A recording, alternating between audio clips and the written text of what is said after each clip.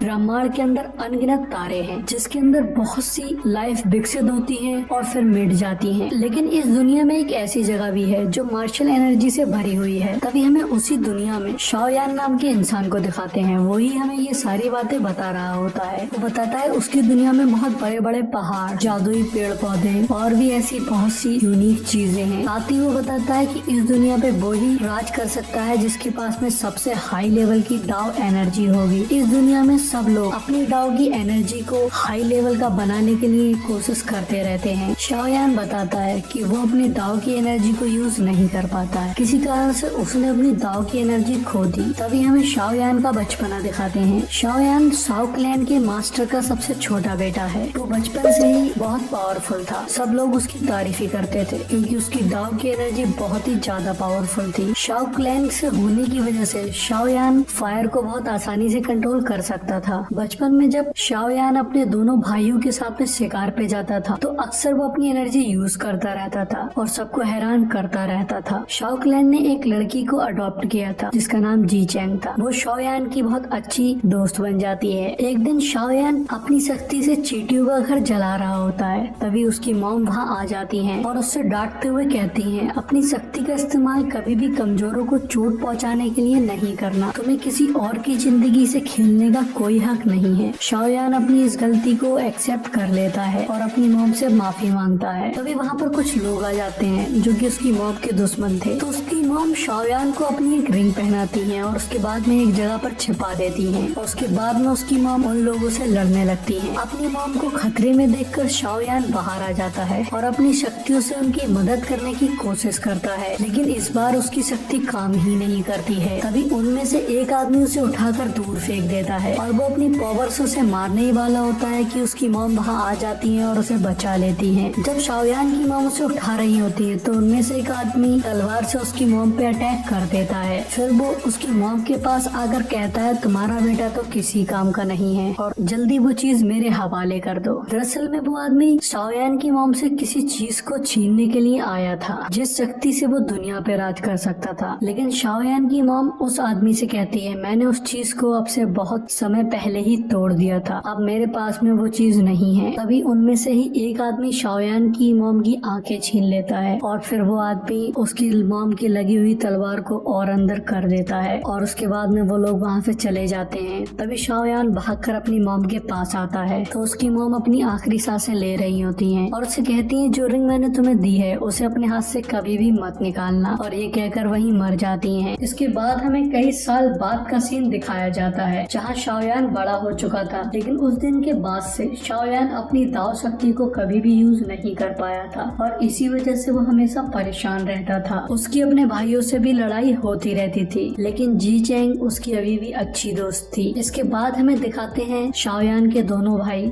Shao ई और Shao tin को। दोनों को शाओ क्लैन की सेना में भर्ती किया जा रहा होता है। उनके फादर सभा में उन्हें वेपन्स देके सम्मानित कर रहे थे। वो शाओ ली को स्वॉर्ड और एक तलवार देते हैं और वो शाओ ई को एक भाला और एक चाबुक देते हैं। शाओयान भी वही होता है। वो अपने भाइयों के लिए काफी खुश था और अपनी शक्ति ना होने की वजह से वो अपने क्लैन के लिए कुछ नहीं कर सकता था, इसीलिए उसे हमेशा अपने लिए बुरा लगता रहता था। तभी वहाँ पर यू लैंग सेक्ट के लीडर और उसकी राजकुमारी मिस नालान आते हैं। असल में मिस नालान की शादी शाओयान से तय हुई थी लेकिन मिस नालान अपनी एंगेजमेंट को तोड़ने आई थी जो कि उनके सेक्ट के लिए बहुत बुरी बात थी। जब मिस नालान एंगेजमेंट तोड़ने को कहती है तो सबको गुस्सा आ जाता है। तो यूलान सेक्ट के लीडर उसके बदले में शाओलैन के पिता को एक पिल ऑफर करते हैं जिससे कोई भी इंसान अपनी डाउ एनर्जी को बढ़ा सकता था। लेकिन शाओलैन के पिता उसके लिए मना कर देते हैं और उनसे कहते हैं, क्या तुमने यहाँ आने से पहले अपने लीडर से पूछा था? मतलब उन दोनों से ऊपर कोई लीडर था। मिस नालान कहती है, मैं अपने फैसले खुद लेती हूँ। असल में सारे सेक्ट को पता लग गया था शाओयान की डाउ की एनर्जी काम नहीं करती है और वो उसे कल्टीवेट भी नहीं कर पा रहा है, इसलिए मिस नालान भी उससे शादी नहीं करना चाहती थी। तभी मिस नालान शाओयान को एक चैलेंज देती है। उससे कहती है कि अगर तुमने 3 साल में मुझे हरा दिया तो मैं तुमसे शादी कर लूंगी। ये सब सुनकर शाओयान को बहुत गुस्सा आ जाता है और वो शादी के लिए मना कर देता है और अब से हमारा तुम्हारे सेक्ट के साथ में भी कोई रिश्ता नहीं है। ये सुनकर यूलैंग सेक्ट का लीडर अपनी ग्रीन शॉट टेक्निक को एक्टिवेट कर लेता है। तो शाओयान के फादर भी अपना फ्यूरियस वुल्फ टेक्निक को भी एक्टिवेट कर लेते हैं। तभी वो लीडर समझ जाता है कि यहाँ से निकलने बोलने में ही उनकी भलाई है, और तभी वो लोग वहाँ से चले जाते हैं। ये सारी चीजों से शाओयान बहुत परेशान हो गया था। वो जंगल में एक जगह उदास बैठा होता है, तो उसके पास में ची चैंग आती है और उसे समझाती है कि इसमें उसकी कोई भी गलती नहीं है। शाओयान कहता है, मेरे पास डाओ एनर्जी नहीं बची है,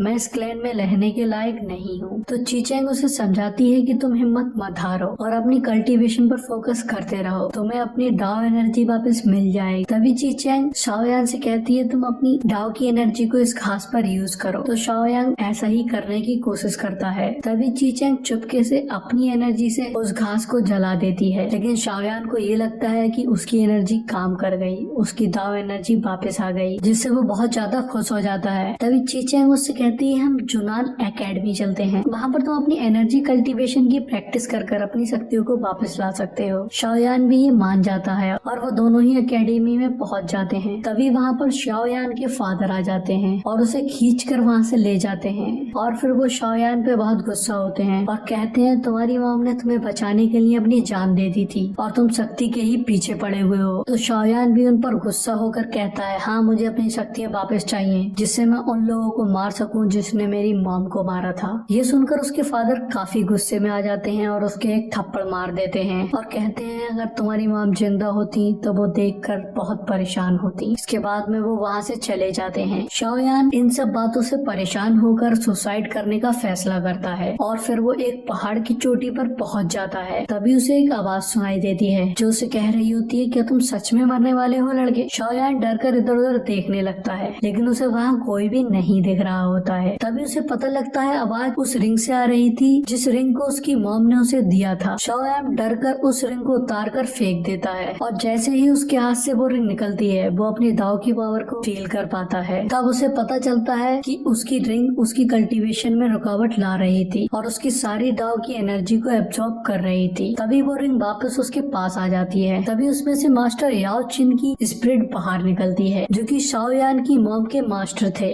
वो बताते हैं कि वो उसकी डाओ एनर्जी को एब्जॉर्ब कर रहे थे ताकि वो अपने फिजिकल फॉर्म में आ सके। वो कहते हैं, मैं तुम्हारे इस एहसान के बदले तुम्हारा मास्टर बन सकता हूँ, मैं तुम्हें डाओ के मास्टर लेवल पे अपग्रेड कर सकता हूँ, जिससे तुम यूलैंग सेक्ट को भी आसानी से हरा सकते हो। फिर वो शाओयान को एक शॉट देते हैं और कहते हैं, ये तुम्हारी कल्टीवेशन में काम आएगी, लेकिन उसके लिए तुम्हें मेरे साथ में मैजिक पीस माउंटेन पे चलना पड़ेगा। तो शाओयान इस ऑफर को एक्सेप्ट कर लेता है। मास्टर याओ से फ्लेम स्पिटिंग सुनामी टेक्निक भी देने वाले थे। फिर शाओयान ची चैंग को बाय बोलकर वहाँ से निकल जाता है। शाओयान के फादर भी उससे कुछ नहीं कहते हैं। शाओयान मैजिक पीस माउंटेन पहुँच गया था और वहाँ के नजारों का लुत्फ ले रहा था। वो वहाँ के पंछियों के अंडे चुरा कर ऑमलेट बनाता है। फिर शाओयान अपने मास्टर से पूछता है, मुझे यहाँ पर कितने दिन तक रुकना पड़ेगा? तो उसके मास्टर से बताते हैं, कल्टीवेशन में बहुत सारे लेवल हैं, उनमें से कुछ ही तक पहुँचने में तुम्हारी जिंदगी कम पड़ जाएगी, और अब हम डाशो सी लेवल को टारगेट करेंगे ताकि तुम यूलांग सेक्ट को हरा सको। इसके बाद में वो शाओयान को अपनी स्पिरिचुअल पावर दिखाते हैं जिसे उन्होंने खुद ही रिफाइन किया था, और उससे कोई भी अपनी स्पेन सुनामी टेक्निक को अपग्रेड कर सकता था। तो शाओयान मास्टर से कहता है, आप ये ऑमलेट खा लीजिए और इसके बदले में मुझे ये स्पिरिचुअल फायर दे दीजिए। तो मास्टर ये सुनकर उस पर गुस्सा होते हैं और कहते हैं, तुम्हें मेरी स्पिरिचुअल पावर की कीमत सिर्फ एक ऑमलेट लग रही है। तभी उन लोगों को एक लड़की के चिल्लाने की आवाज आती है। जब वो जाकर देखते हैं तो वहाँ पर एक लड़की को जंगली फूलों ने जकड़ लिया था। वो फूल जिंदा लोगों को खाते थे। शाओयान उसे बचाने जाता है, लेकिन वो भी वहीं फंस जाता है और अपने मास्टर से मदद मांगने लगता है। तो उसके मास्टर उससे कहते हैं, बेवकूफ, अपनी रिंग को उतारो, अपनी डाओ की शक्ति को यूज करो। तो शाओयान ऐसा ही करता है। वो अपनी रिंग उतारता है और अपनी एनर्जी से दोनों को आजाद कर लेता है। तभी वो लड़की बताती है, उसका नाम लिटिल डॉक्टर है और मैं यहाँ बहुत समय से हूँ, मुझे इस पहाड़ की सारी जड़ी बूटियों के बारे में मालूम है। वो कहती है, हम दोनों साथ मिलकर भी काम कर सकते हैं। शाओयान के मास्टर भी उसे उस लड़की के साथ जाने का ऑर्डर देते हैं। तो लिटिल डॉक्टर उसे वहीं की एक टाउन में ले जाती है और उससे कहती है, यहाँ पर तुम्हारे जैसे कल्टीवेटर अक्सर आते रहते हैं। और ऐसे ही बातें करते करते वो एक रेस्टोरेंट पर पहुंच जाते हैं और वहाँ खाना खाने लगते हैं। तभी वहाँ पर एक आदमी आ जाता है और लिटिल डॉक्टर से कहता है कि तुमने मुझे धोखा दिया है। असल में लिटिल डॉक्टर ने एक नकली आईने का टुकड़ा बनाकर लोगों को बेचा था और उन लोगों से कहा था कि ये बेस कीमती है और इससे तुम्हारी लाइफ में गुड लक आए। पर लोगों को समझ में आ गया था कि ये नकली है।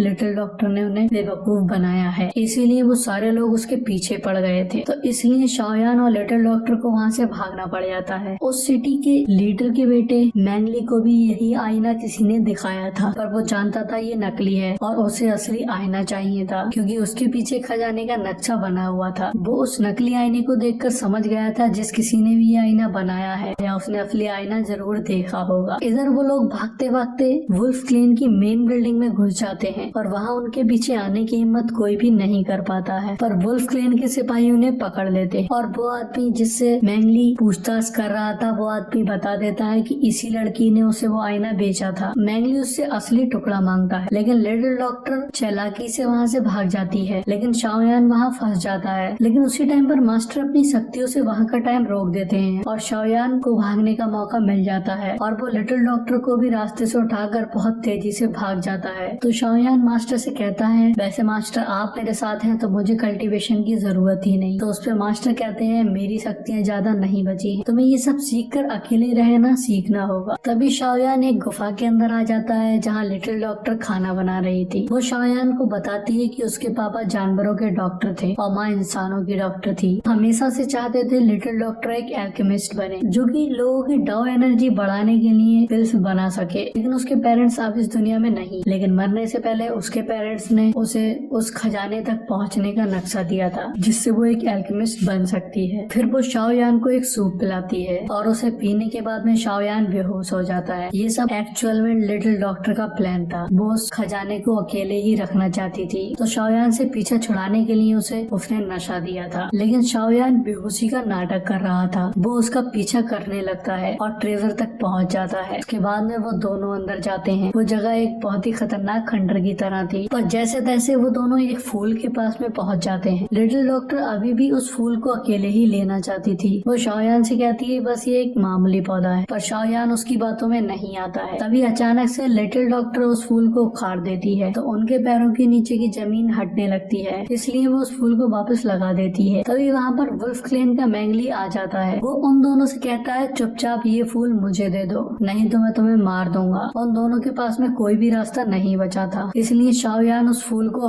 उखाड़ लेता है जिससे नीचे की जमीन हट जाती है और वो दोनों नीचे गिर जाते हैं जहाँ बहुत सारे कंकाल पड़े थे। लिटिल प्रिंसेस वहाँ पर रेनबो पॉइजन एग को छू लेती है जिससे सारा पॉइजन उसके शरीर के अंदर चला जाता है। शाओयान के कुछ भी समझ में नहीं आता है कि उसके साथ क्या हुआ। तो उसके मास्टर वहाँ आ जाते हैं और उससे कहते हैं पहले तो तुम इस जगह से निकलो, लेकिन वो वहाँ से नहीं निकल सकते थे, तो इसलिए मास्टर उसे एक पर्पल क्लाउड विंग्स देते हैं जिससे वो उड़ सकता था। तो शाओयान लिटिल डॉक्टर को लेकर वहाँ से उड़ जाता है। वुल्फ क्लेन का मैंगली उसका पीछा करने की काफी कोशिश करता है। वो लोग लिटिल डॉक्टर के पैर को एक रस्सी से पकड़ लेते हैं और उसे खींच रहे होते हैं जिससे शाओयान को उड़ने में काफी दिक्कत हो रही होती है और उसके पैरों की एनर्जी भी खत्म होने लगती है। शाओयान लिटिल डॉक्टर को बचाने के लिए अपनी पूरी शक्ति लगा देता है, लेकिन वो उसे नहीं बचा पाता है और पर्पल विंग्स की पावर भी खत्म हो जाती है। इस वजह से वो नीचे गिरने लगता है, लेकिन वो बच जाता है। जहाँ वो गिरा था उसे वहाँ पर किसी के फाइट करने की आवाज आ रही थी, इसलिए वो वहाँ पर जाके देखता है तो वहाँ पर एक लड़की एक व्हाइट टाइगर से लड़ रही होती है। उस लाइन और उस लड़की में बहुत ही खतरनाक फाइट हो रही होती है। वो लड़की अपने डाव का इस्तेमाल कर उस टाइगर पर अटैक कर रही थी, लेकिन उस टाइगर के पास में भी बहुत ही पावरफुल डाव की एनर्जी थी। वो दोनों ही एक दूसरे पर अटैक कर रहे थे। आखिर में वो लाइन उस लड़की की सारी शक्ति छीन लेता है। शाओयान उस लड़की को बचाने जाने लगता है, लेकिन मास्टर उसे जाने से मना करते हैं। तो शाओयान दूसरा रास्ता अपनाता है। वो एक मिरर की मदद से उस टाइगर को डिस्ट्रैक्ट कर देता है और फिर जल्दी से उस वुमेन को उठाकर वहाँ से ले जाता है। उस वुमेन को बहुत चोट लग गई थी, इसलिए शाओयान जड़ी बूटियां लेकर आता है। तभी मास्टर कहते हैं इन जड़ी बूटियों से कुछ नहीं होगा। तो मास्टर कहते हैं कि चलो उस लड़की को उठाओ, तो शाओयान उसे उठा लेता है। फिर मास्टर अपनी स्पिरिचुअल फायर से उन जड़ी बूटियों की जितनी भी पावर होती है उसको उस लड़की के अंदर डाल देते हैं, लेकिन उस एनर्जी की वजह से उन दोनों के कपड़े जल जाते हैं। वही इधर वुल्फ क्लैन के लीडर अपने बेटे मैंगली से कहते हैं तुम उस लड़के से हार गए, एक पिता के नाते से मैं तुम्हें बुक ऑफ 7 रेनबो पॉइजन की शक्ति देना चाहता हूँ जिससे तुम्हारी कल्टीवेशन लेवल बढ़ जाएगी और तुम किसी का भी सामना कर पाओगे। मैं तुम्हें इस मैजिक पीस माउंटेन का राजा बनते हुए देखना चाहता हूँ।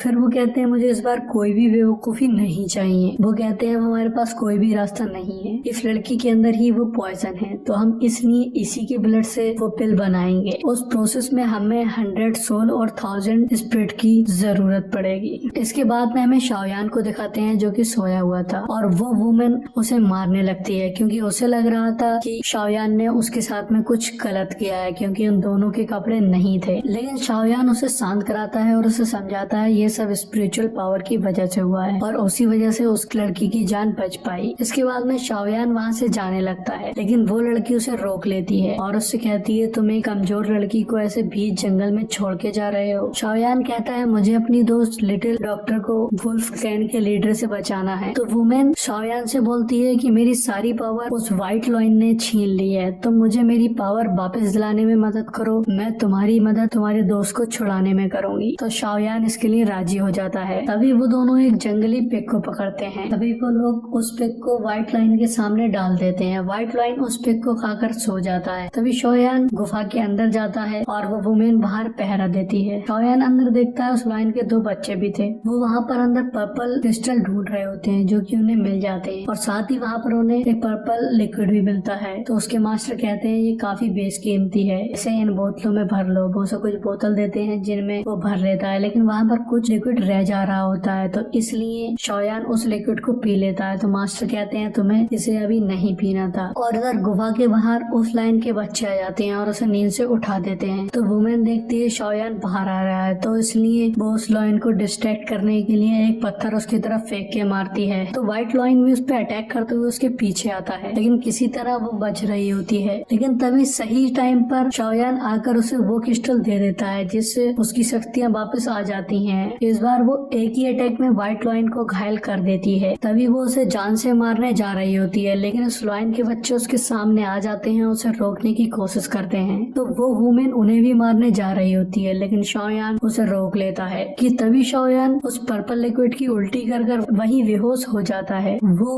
उस लिक्विड की एनर्जी को हैंडल नहीं कर पा रहा था। उसकी बॉडी अभी इस लायक नहीं हुई थी कि वो उस एनर्जी को हैंडल कर पाए। वो वुमेन अपनी पावर से शाओयान की एनर्जी को रिफाइन करती है जिससे शाओयान ठीक हो जाता है। कुछ देर बाद में शाओयान को होश आ जाता है तो वो वुमेन वहाँ से जा रही होती है। तो शाओयान कहता है मैंने तुम्हारी मदद की और तुम मेरी बिना मदद किए ही यहाँ से जा रही हो। तो वो वुमेन कहती है तुमने मेरी जान बचाई और अब मैंने तुम्हारी जान बचा ली, इससे हिसाब बराबर हो गया। इधर हमें मैंगली को दिखाते हैं जो कि 100 सोल और 1000 स्पिरिट को कलेक्ट करने के लिए उस टाउन के सारे लोगों को मार देता है। इधर शाओयान को पर्पल डाउ की पावर मिल गई थी तो इसलिए वो अकेला ही लिटिल डॉक्टर को बचाने के लिए निकल पड़ता है। सबसे पहले वो वही किंग्सवान सिटी में जाता है जहाँ वो देखता है कि सारे लोग मरे पड़े होते हैं। इधर वुल्फ क्लैन के लीडर ने लिटिल डॉक्टर की बॉडी से उस पिल को बनाने की प्रोसेस शुरू कर दी थी। शाओयान अकेले ही वहाँ आ जाता है और वो वहाँ के सोल्जर्स को बहुत आसानी से हरा देता है क्योंकि उसकी शक्तियाँ बहुत बढ़ चुकी थी। तभी मैंगली के फादर कहते हैं कि इस प्रोसेस में कोई भी प्रॉब्लम नहीं आना चाहिए, तो इसलिए मैंगली खुद ही शाओयान से लड़ने जाता है। वो अपनी लाइटनिंग डाउ एनर्जी से शाओयान पर अटैक करता है, लेकिन शाओयान अपनी पर्पल डाउ एनर्जी से उसे रोक लेता है और उसके सारे अटैक को डिफेंड कर लेता है। तभी मैंगली अपनी डाउ एनर्जी से शाओयान को बिजली के झटके देता है जिससे शाओयान चोटी के नीचे गिर जाता है। उसे लगता है शाओयान का खेल खत्म हो गया, लेकिन तभी शाओयान अपने पर्पल विंग की मदद से उड़ता हुआ ऊपर आ जाता है और मैंगली के पेड़ में तलवार घुसा देता है और उसे पहाड़ से नीचे गिरा देता है। मैंगली के फादर ये देख लेते हैं जिससे उन्हें बहुत ज्यादा गुस्सा आ जाता है। वो अब खुद शाओयान से लड़ने के लिए आते हैं। शाओयान उनके सामने बहुत कमजोर था, वो शाओयान पे बहुत भारी पड़ रहे थे। तभी शाओयान वुल्फ क्लैन के लीडर के हाथ पर दांतों का निशान देखता है जिससे उसे याद आता है कि उसने ये निशान उन लोगों में से एक इंसान को दिया था जो उसकी मॉम को मारने आए थे, लेकिन वो लीडर उसे मार मार कर बेहोश कर देता है। तभी लिटिल डॉक्टर उसके पास में आ जाती है। लीडर उस पे अटैक कर रहा होता है, लेकिन लिटिल डॉक्टर अपनी शील्ड से उन्हें डिफेंड करती है, लेकिन कुछ ही देर में उसकी शील्ड टूट जाती है। तभी वहाँ पर उस लाइन का बच्चा आ जाता है जिसकी शाओयान ने जान बचाई थी।